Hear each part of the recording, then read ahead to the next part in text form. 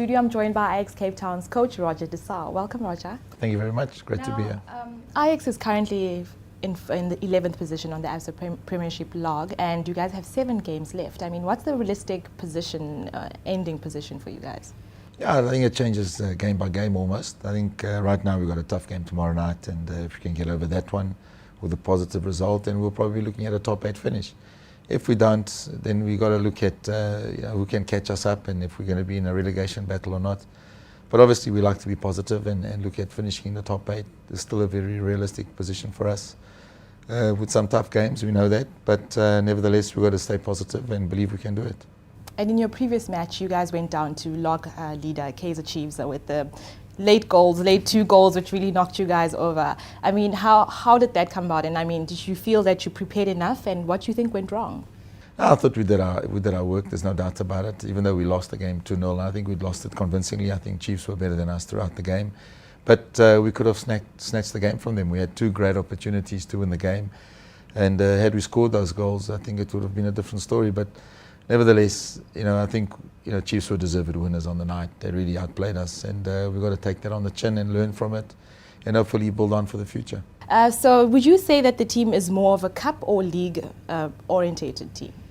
I think in the past they've been very much a cup type of team, because they're a young team who, to win cup competitions, it's just a couple of matches. Finding your form, luck of the draw, and being fortunate with a few results, and all of a sudden you get to a cup final. Where to win the championship, it takes a lot more than that. You need a very strong squad, a lot of depth, and you've got to grind results week in, week out, playing away from home as well. So I don't think in the past Ajax have been a very good league team, even though, with Flopper the Hound, they were fantastic. They lost the league by a couple of goals to Pirates, and I think that was their real chance. But that team has sort of disintegrated since then, and they're now a new team altogether, and we've got to rebuild once again. It's always going to be a rebuilding team. But from what I've seen so far, I'm very happy, and I think we can get stronger and stronger. While still new as the coach at Ajax, I wanted to find out, how different is it having coached Orlando Pirates as opposed to the Urban Warriors? A lot of people ask that question. They think it's something totally different when it's not. When we get to work and we're working between those 4 lines on the field, it's pretty much the same.